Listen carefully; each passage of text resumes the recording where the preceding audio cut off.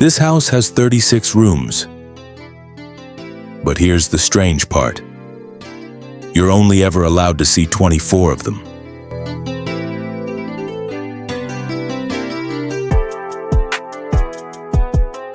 The other 12 don't show up on any floor plan. They're not in the listing photos. They're not on the official blueprint sitting in some city office somewhere. And that is not an accident. The people who built this place spent a small fortune making sure those 12 rooms stayed invisible. Behind that bookshelf over there, there's a room. Underneath the wine cellar, there's another one. And somewhere deep inside these walls, there's a room so secret that the architect who designed it had to sign a legal contract, a document, promising that he would never, as long as he lived, tell a single living soul what's inside it.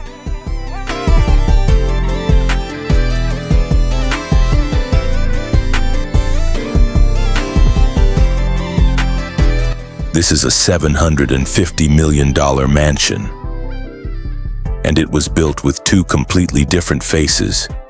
There's the one it shows the world, the beautiful one, the one in the magazines, and then there's the one it hides, the real one. Today, you and I are going to find all 12 of those hidden rooms, every single one, and I'm telling you right now before we even step inside, the deeper we go into this house, the stranger it is going to get. It starts off fun, glamorous even. And then somewhere around room number 9,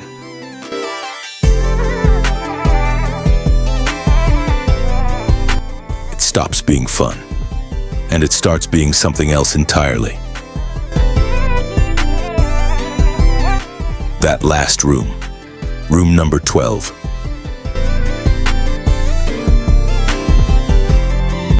I have thought about it a lot since I stood in it.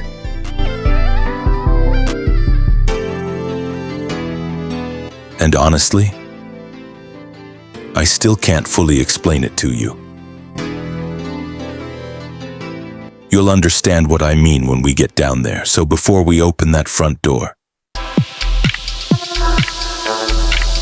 do me one small favor, if you love this kind of thing. Secret rooms, hidden passages, houses that are keeping secrets. Tap that subscribe button right now, because this right here is exactly what we do on this channel. Every single week, a new impossible place. Okay. Deep breath. Let's walk up to that front door. And let's start opening things that were never ever meant to be opened.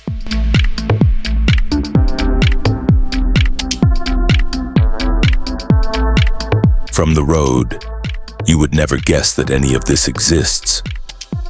You turn off the main road onto a long private driveway, pale white gravel that crunches under the tires.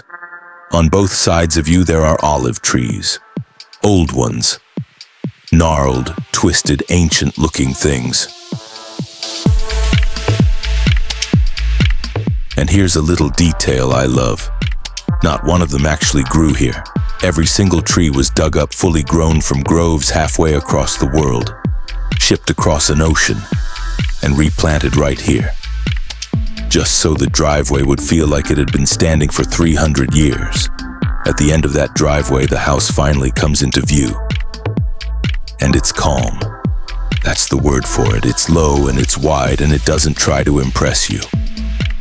Pale stone the color of honey, enormous panes of glass, flat roof lines with deep, cool shadows underneath them. It's the kind of place that doesn't need to shout about how much it costs. It just sits there, quietly, knowing. You step through the front doors and the entire back wall of the house just opens up, one gigantic sheet of glass floor to ceiling, and behind it, the ocean, not a slice of it, not a little peek between the neighbors, the whole horizon. Most expensive homes have a nice view. This home feels like it actually owns the ocean. The main living room is bigger than a lot of people's entire houses. Soft white sofas you could disappear into. A fireplace carved out of a single solid block of marble. One piece, no seams, no joins, and the ceilings go up and up with so much empty air above your head that you could fit a second house in the space.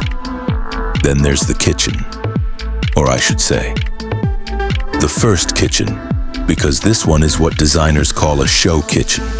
It's stunning, spotless, marble everywhere polished to a mirror, and almost nobody ever actually cooks in it. Because hidden right behind it through a discreet little door, there's a second kitchen, a real one, an industrial one, where the private chefs do all the messy, hot, real work, completely out of sight of the guests. Keep walking. There's a dining room with one long table that seats 20 people. A proper library with books from floor to ceiling. A gym with a glass wall that looks straight out over the sea. And upstairs, 8 bedrooms. And every single one of them has its own bathroom, its own private terrace, and its own perfect little view of the water. And honestly, if our tour just ended right here, this would already be one of the most jaw-dropping homes you will ever see.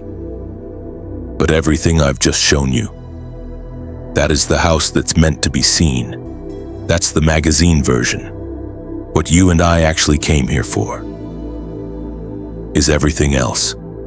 Because somewhere in this perfectly normal, perfectly beautiful living room, there's a way in, a first door.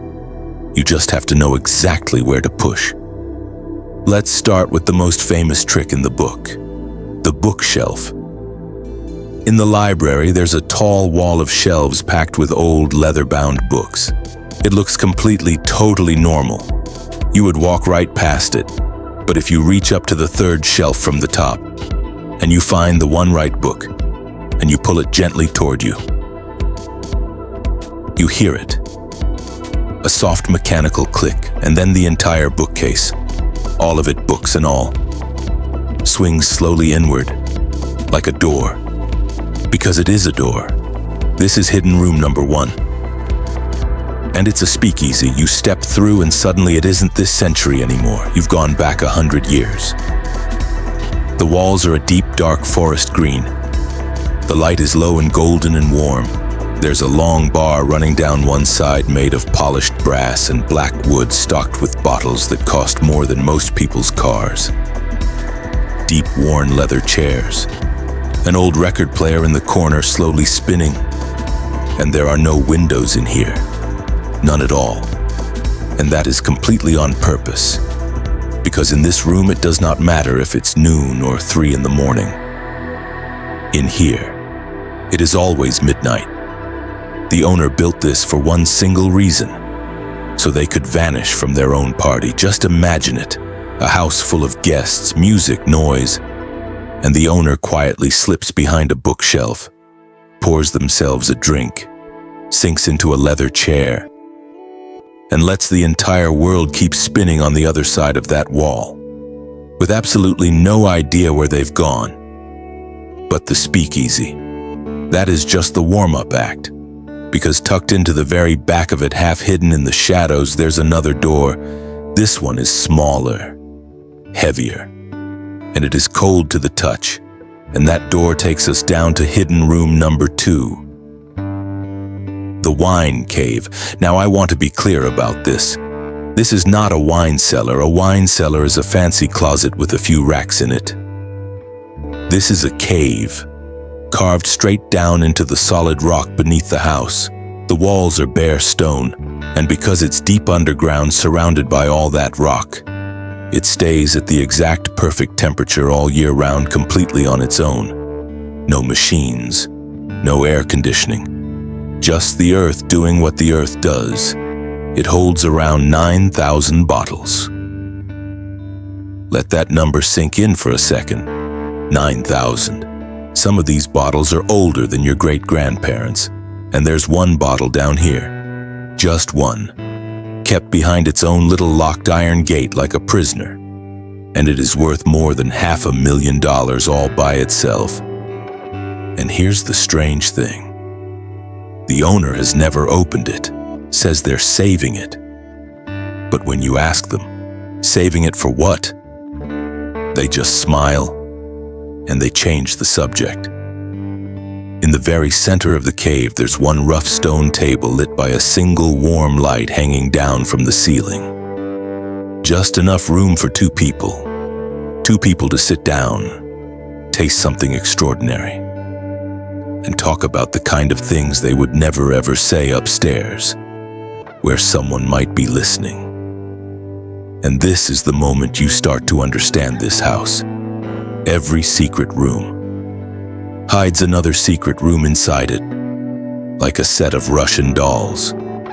It just keeps going, so let's keep going too. Back upstairs. In the main hallway, there's a large painting hanging on the wall, a portrait, some serious-looking person in an old-fashioned frame. It's been hanging in that exact spot for years, and every guest who has ever stayed in this house has walked straight past it without a single thought.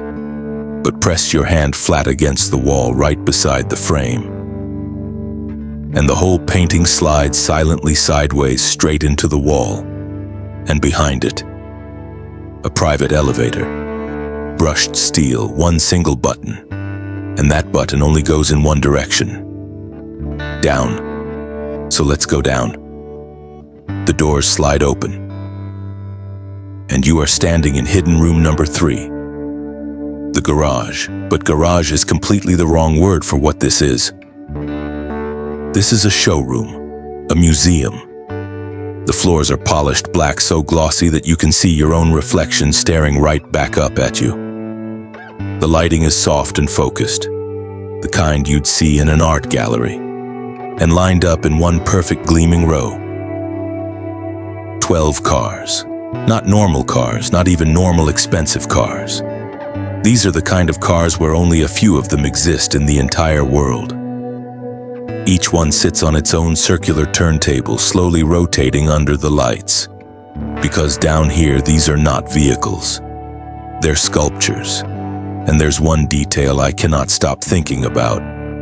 At the very end of that row of 12 cars, there's an empty space, one more turntable, lit up, ready, waiting, and it's empty.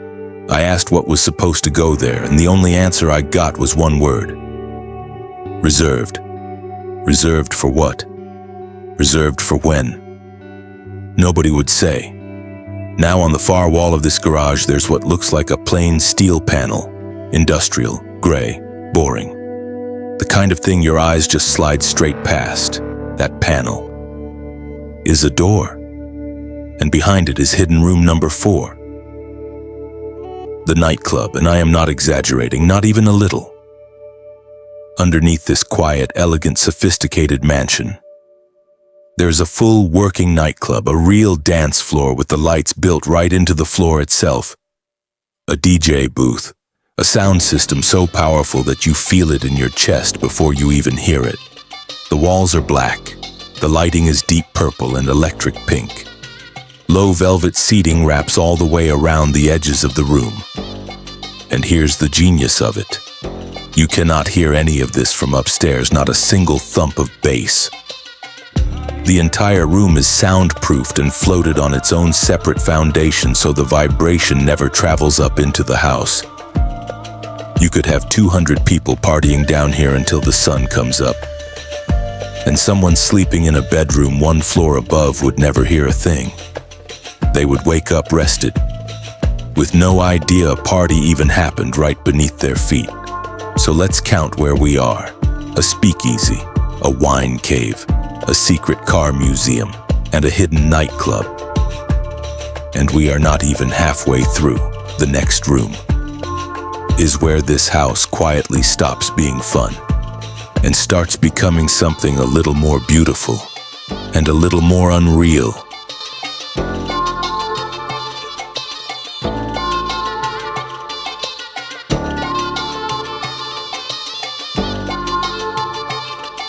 Out on the main pool deck, right at the edge of that infinity pool, there's a small stone wall with water trickling gently down the front of it. It looks like a simple little water feature, a nice design touch. something your eye passes right over in about half a second. But that waterfall is hiding something. Because behind the falling water there's a gap in the stone, just wide enough for one person to slip through. And the moment you step behind that curtain of water, the sound of the outside world just vanishes. And you're standing inside hidden room number 5, the Grotto. This is a cave, an indoor cave built entirely by hand with a warm pool glowing softly in the very middle of it. The walls are real rough stone, and the ceiling is the magic. It's studded with thousands of tiny fiber optic lights. So when you float on your back in that warm water and you look up, it looks exactly like you're staring up at a perfect clear night sky. 1,000 stars right above your head, deep underground. There's steam curling up off the surface of the water. Soft little echoes every time a drop falls, and the gentle, constant sound of that hidden waterfall behind you. It does not feel like a room in a house at all. It feels like a secret the earth itself has been quietly keeping for 1,000 years. And you are one of the only people alive who knows it's even here. And everyone who has been inside this room says the exact same thing. They lose track of time, completely. You go in for 10 minutes and you come out 2 hours later. Down here, surrounded by stone and starlight and warm water, time just stops mattering.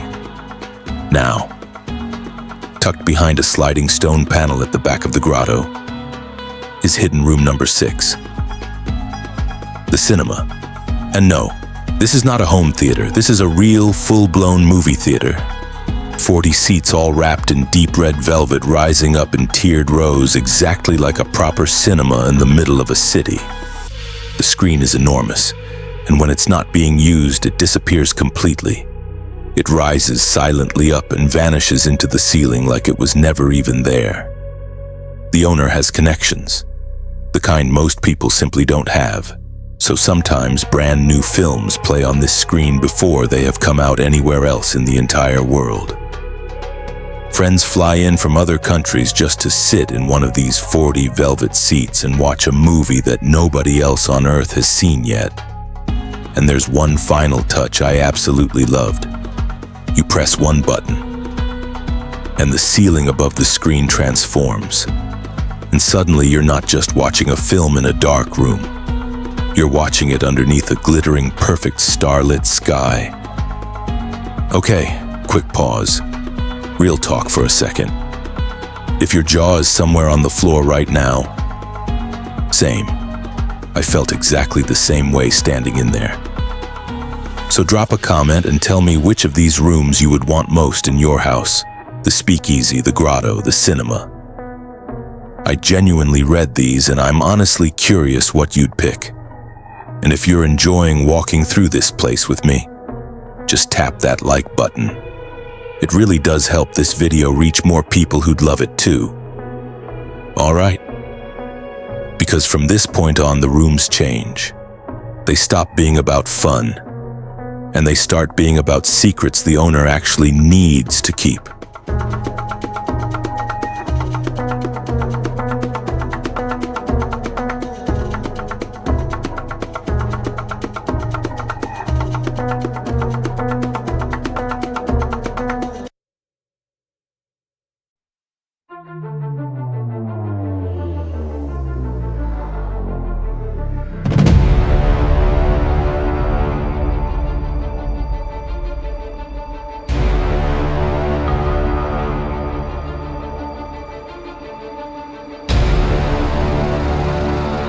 Let's head back up, all the way up to the master bedroom. It's beautiful, of course it is, but walk into the closet.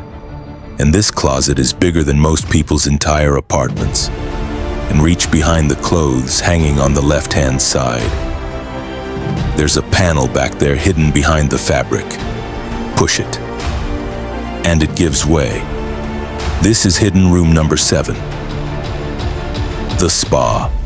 And this one is private, just for the owner.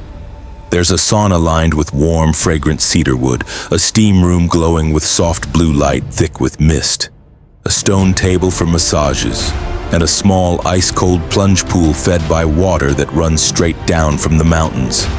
And it is silent in here. Completely silent. No phones, no screens, no way at all for anyone in the world to reach you. Think about that for a second. When you are worth this much, everybody on the planet wants a piece of you. And this one room. This is the single place in the entire house built around one simple, almost impossible idea.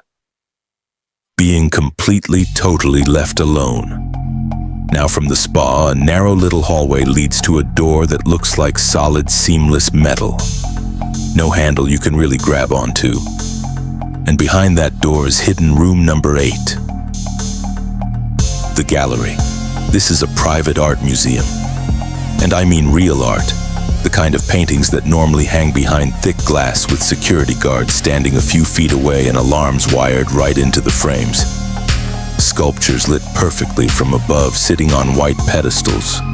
The air in this room is even controlled, kept at one exact temperature and one exact humidity level 24 hours a day.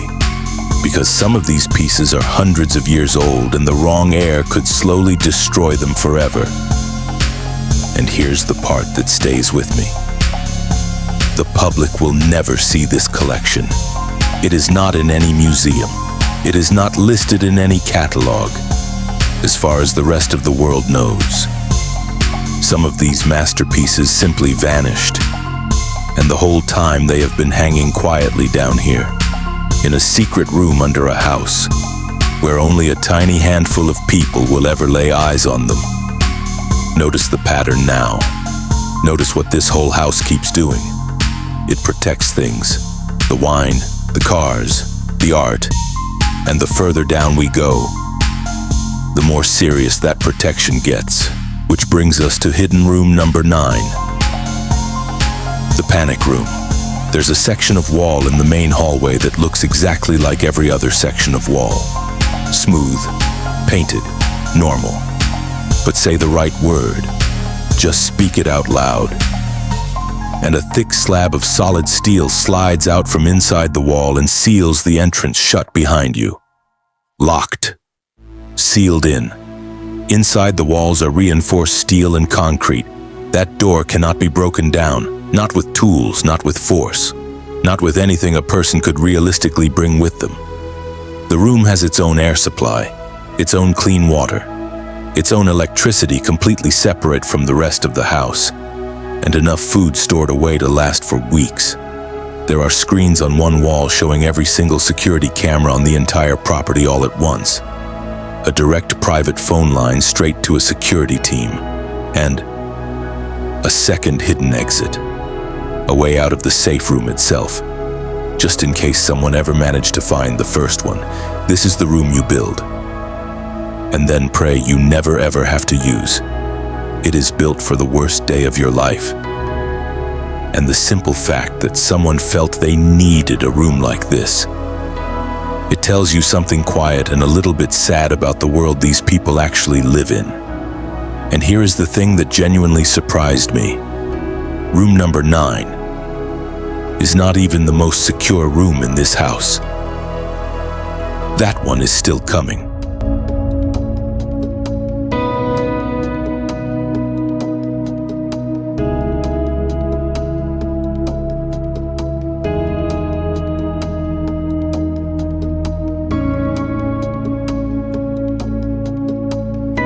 Hidden room number 10 is built directly behind the panic room, and it is the entire reason the panic room exists in the first place. The vault. The door alone weighs more than a car. A huge, round, gleaming steel door, the kind you'd expect to see deep inside a bank, not in somebody's home. And to open it, you need 2 separate physical keys and a code. And only 2 people in the entire world have everything you'd need to get inside. Not even the owner can open it alone. And that was exactly the point. Inside, it's smaller than you'd imagine, but every single inch of it matters. Stacks of cash in several different currencies neatly banded, ready to grab and go at a moment's notice. Gold. Actual gold in heavy solid bars stacked up like bricks. Glass cases full of jewelry catching the light and scattering it all around the room in little flashes. Legal documents, backup hard drives, the kind of papers that if the wrong person ever got their hands on them, could quietly end careers, topple companies, ruin lives. And then there's this. Inside the vault, there is a smaller safe. A safe inside the safe. And not even the staff who work in this house know what is inside that one. The owner wanted one more wall, one more lock, one more layer between whatever that is and the rest of the entire world. Now here's a question for you. If you owned all of this, and one day someone really truly came for it, how would you get out? That's hidden room number 11. The escape tunnel. Back down in the wine cave, there's one particular wine rack against the far stone wall, and it swings away from the wall, just like that bookshelf did upstairs.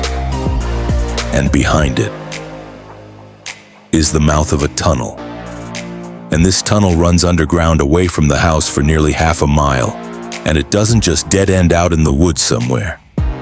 It comes up inside a small, plain, boring-looking building down near the water. A building that from the outside looks like absolutely nothing. A storage shed.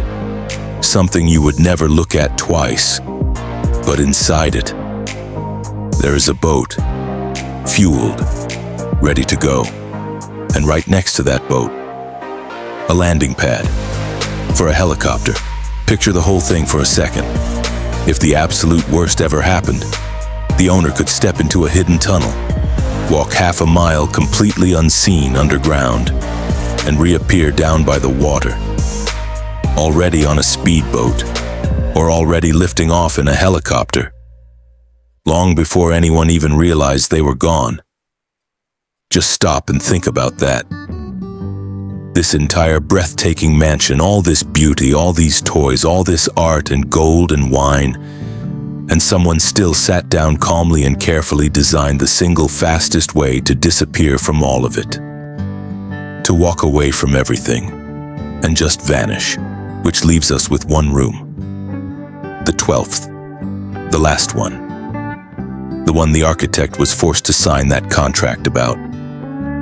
The one I told you way back at the very start, that I still cannot fully explain to you. It's time. Let's go.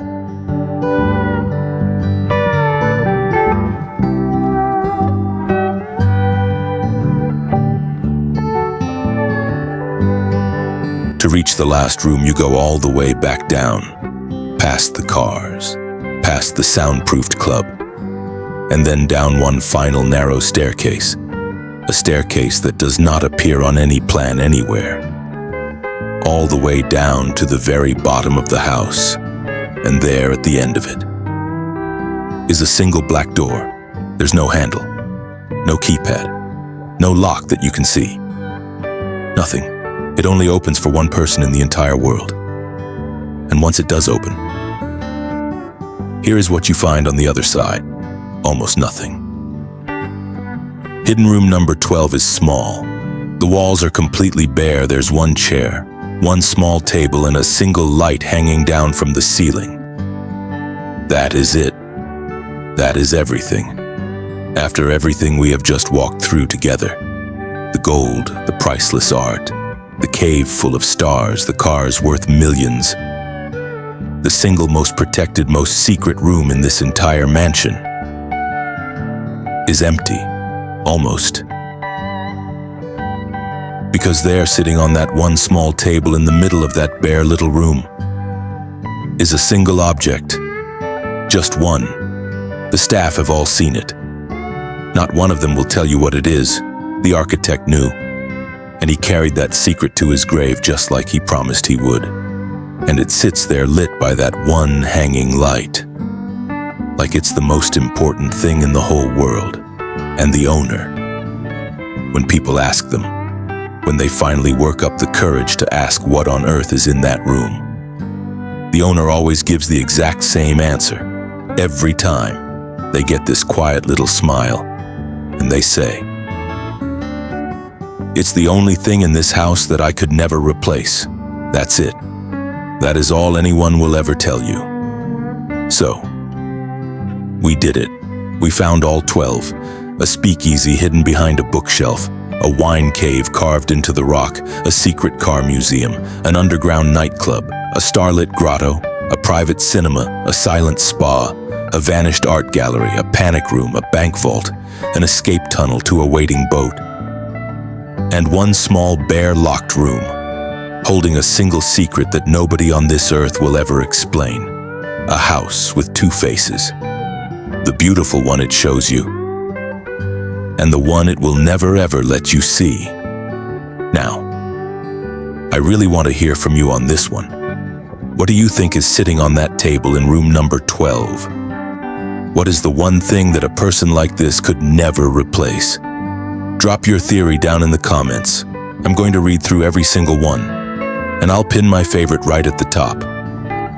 And listen, if you made it all the way here, all the way to the very bottom of this house with me, then you are exactly the kind of person this channel was made for.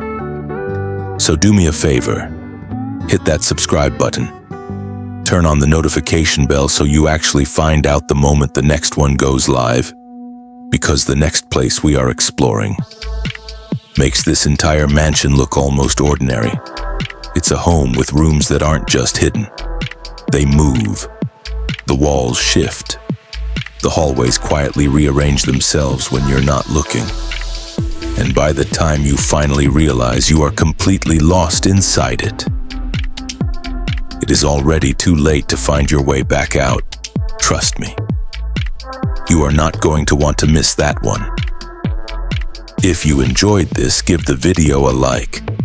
It genuinely truly helps more people find us. Subscribe so you're here when the next door opens. And I'll see you inside the next house, where the secrets are even bigger.